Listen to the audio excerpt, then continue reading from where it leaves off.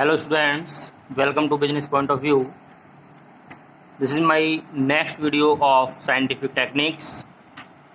देखिए, इससे पिछली वीडियो में हमने साइंटिफिक की दो टेक्निक्स पढ़ ली थी। ये हमारी थर्ड एंड लास्ट टेक्निक्स हैं। Work study. वर्क स्टडी क्या कहता है? ये कहता है कि यहाँ पर हम ये इंश्योर करेंगे maximum production at minimum cost, यानी कि मिनिमम कॉस्ट पर हमारा मैक्सिमम प्रोडक्शन होना चाहिए।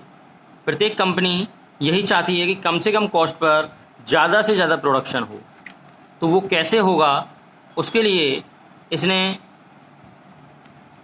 जो हमारे टेलर हैं उन्होंने कुछ यहाँ पर टेक्निक से संबंधित कैटेगरीज अपनाई हैं। इस पर वो कौन सी हैं वो हम यहाँ ध्यान देंगे। सबसे पहले आती है फटीग स्टडी। वर्क स्टडी के अंदर पहला point fatigue study. Fatigue study क्या कहता है? फटीग स्टडी हमारा रेस्ट स्टडी से संबंध रखता है सीधा सीधा। इससे रेस्ट स्टडी। देखिए, जो हमारे टेलर हैं उन्होंने बोला कि यहाँ पर प्रत्येक एम्प्लॉय को, प्रत्येक लेबर ग्रेड को रेस्ट मिलना ज़रूरी होता है। और रेस्ट को भी उन्होंने 3 ग्रेड में डिवाइड कर दिया। ये तीनों ग्रेड आपको दिखाई दे रही होंगी, जिसमें पहली वो कहता है the frequency of rest intervals. It means rest की फ्रीक्वेंसी क्या होगी। रेस्ट की फ्रीक्वेंसी क्या होगी? फ्रीक्वेंसी मीन्स कितने टाइम बाद उनको रेस्ट मिलना चाहिए। इट मीन्स जैसे लेबर ग्रेड की हमारी 8 आवर्स की अगर ड्यूटी है फैक्ट्री में, तो 8 आवर्स में कितने कितने समय बाद उनको रेस्ट मिलना चाहिए, वो हमारी यहाँ फ्रीक्वेंसी सेट होनी चाहिए। जैसे उसने कह दिया कि प्रत्येक 2 आवर्स बाद, आफ्टर 2 आवर्स, एवरी 2 आवर्स में उनको रेस्ट मिलना चाहिए, यानी कि हर 2 घंटे में रेस्ट मिलना चाहिए। ये हमारी कहती है frequency of rest intervals. Second वो कहता है the duration of rest intervals, यानी कि ड्यूरेशन कितने समय का रेस्ट मिलना चाहिए। सेकंड पॉइंट इज ड्यूरेशन, यानी कितने समय का। 2 घंटे बाद तो रेस्ट मिलना चाहिए, लेकिन वो रेस्ट जो मिलेगा वो रेस्ट कितने समय का होगा। तो यहाँ पर एज्यूम कर लेते हैं, मान लीजिए उन्होंने कहा कि 10 मिनट्स। कितना? 10 मिनट्स का वो रेस्ट होना चाहिए। कितना होना चाहिए? 10 मिनट्स का। It means this is duration, यानी कि हर 2 घंटे बाद 10 मिनट का रेस्ट होना चाहिए। अब बात आती है the number of rest interval. It means कितनी बार रेस्ट मिलना चाहिए, कितने टाइम्स रेस्ट मिलना चाहिए। यानी कि 2 घंटे बाद केवल 4 टाइम्स रेस्ट मिले, या 3 टाइम्स रेस्ट मिले, या 2 टाइम्स रेस्ट मिले, कितनी बार रेस्ट मिले, तो वो हम यहाँ तय करेंगे नंबर्स में। तो यहाँ हमने कह दिया कि उसको 3 टाइम्स रेस्ट मिलना चाहिए। कितना? 3 टाइम्स, यानी कि हर 2-2 घंटे बाद 3 बार उसको 10-10 मिनट का रेस्ट मिलेगा।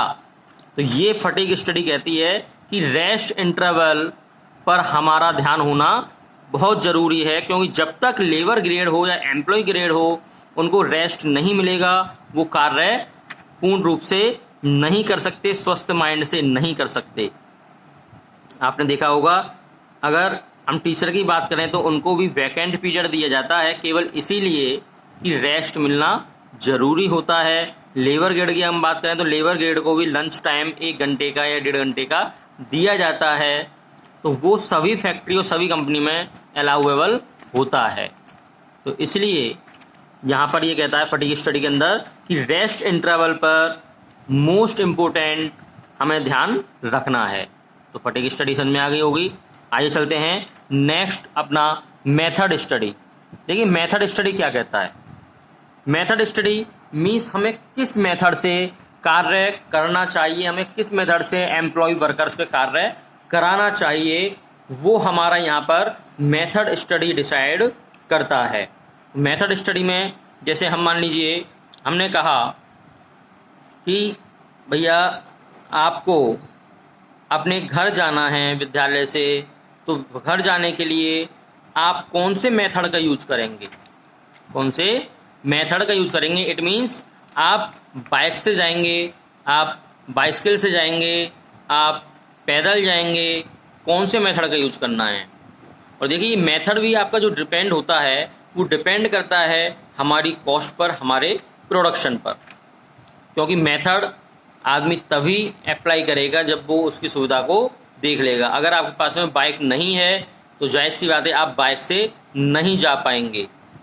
अगर आपके पास बाइसिकल है तो आप कोशिश करेंगे कि मैं बाइसिकल से पहुंचूं, लेकिन अगर आपको फ्रेंड्स का संग मिल गया तो आप बाइसिकल के साथ भी पैदल पैदल जा सकते हैं। और अगर समय का अभाव है तो ऐसी कंडीशन में आप फ्रेंड्स को भी छोड़ देते हैं, बाइसिकल पर अकेले चले जाते हैं। तो मेथड भी डिपेंड करता है कि हमारे पास कौन कौन सी सुविधाएं हैं, उन सुविधाओं के अकॉर्डिंग हम कौन से मेथड का यूज कर सकते हैं जिससे हमारी कॉस्ट कम हो, प्रोडक्शन ज़्यादा हो। ऐसे हमें मेथड का यूज यहाँ पर करना होगा, तो वो हमारी मेथड स्टडी कहती है। ओके, तो ये हमें मेथड स्टडी भी हमें ध्यान रखना है कौन से मेथड का हमें यूज करना है। Next is motion study. देखिए मोशन स्टडी आपका क्या है, ये बहुत अच्छी स्टडी है। इसमें हम मोशन देखते हैं कि ऐसा कौन सा मोशन है जो कि काम और एम्प्लॉय के बीच में गैप को बढ़ा रहा है। जैसे कि मान लीजिए आपका जो लेबर या एम्प्लॉय रेस्ट रूम है, वो रेस्ट रूम आपका वर्क प्लेस से लगभग 500 मीटर्स की दूरी पर है, यानी आधे किलोमीटर दूरी पर है। तो ऐसी कंडीशन में आप क्या करेंगे, ऐसी सिचुएशन में क्या होगा, एम्प्लॉय आधे घंटे दूरी पर, जो आधा किलोमीटर दूरी पर रेस्ट रूम है, वहाँ पहले तो पहुँचेगा 10 मिनट में। फिर जब वहाँ उसका रेस्ट कंप्लीट होगा, रेस्ट के बाद जब वो लौट करके आएगा तो वो आराम से आएगा, वहाँ पर भी उसे टाइम चाहिएगा। दूसरी कंडीशन, जब वो आधा किलोमीटर चल के आएगा रेस्ट करने के बाद तो वो थक जाएगा, आकर के काम में नहीं जुट पाएगा, काम को पूर्ण तरीके से नहीं कर पाएगा।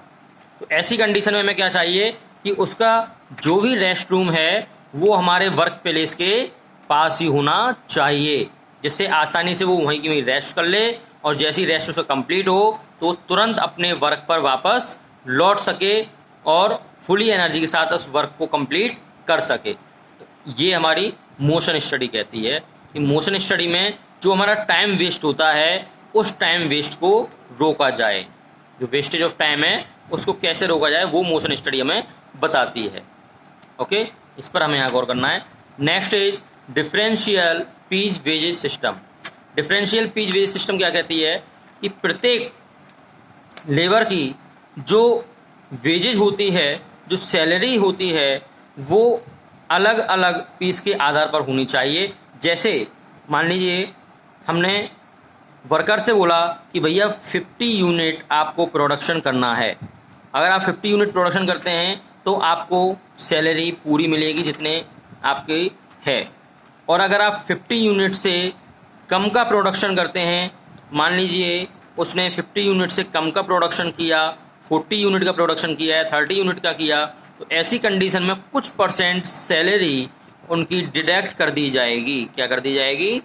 डिडक्ट कर दी जाएगी, जिससे लेबर क्या होगी 50 यूनिट्स तक काम करने की कोशिश करेगी। लेकिन इसके साथ में एक चीज़ और आती है, अगर लेबर ग्रेड हमारी या एम्प्लॉय हमारा इस यूनिट से ऊपर वर्क करता है, किसी ने 60 यूनिट का प्रोडक्शन कर लिया, तो ऐसी कंडीशन में भी आप उसको कुछ इंसेंटिव एक्स्ट्रा देंगे, सैलरी या वेजेस उसको एक्स्ट्रा देंगे, जिससे उसका मोटिवेशन होगा और वो इतना मोटिवेट होगा कि वो नेक्स्ट टाइम से 50 यूनिट से ज़्यादा ही प्रोडक्शन करने की 50 यूनिट से ज़्यादा ही यूनिट का प्रोडक्शन करेगा, जो कि आपकी फैक्ट्री, आपकी कंपनी के लिए क्या होगा, लाभप्रद साबित होगा, प्रॉफिटेबल होगा, क्योंकि ज़्यादा से ज़्यादा यूनिट आपकी एक दिन में निकल पाएंगी।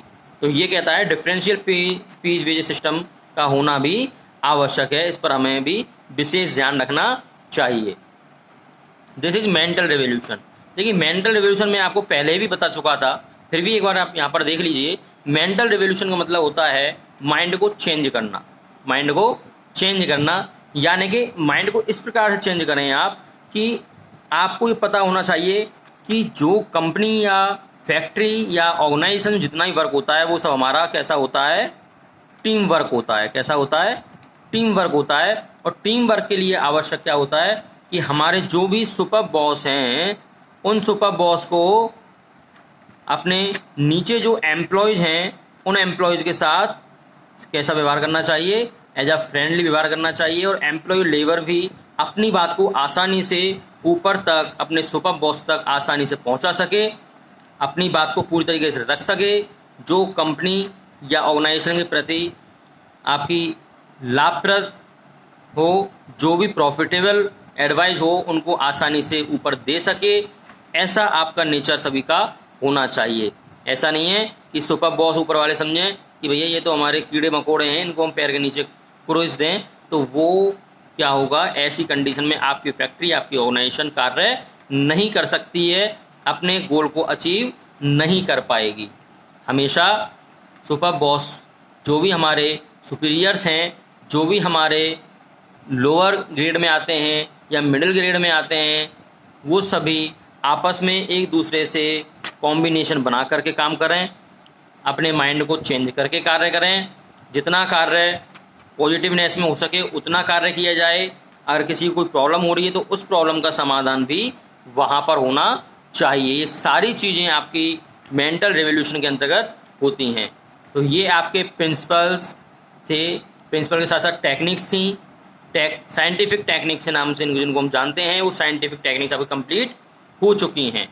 और इन्हीं के साथ आपका चैप्टर भी यहाँ पर ये फिनिश हो चुका है, सेकंड चैप्टर, जिनमें मैंने आपको फ्योल्स के 14 प्रिंसिपल्स और आपके टेलर के 4 प्रिंसिपल्स, साथ में साइंटिफिक 3 टेक्निक्स को समझाया है। इन सभी वीडियोज़ को आप अच्छे से ध्यान से देखें, इनके नोट्स तैयार करें।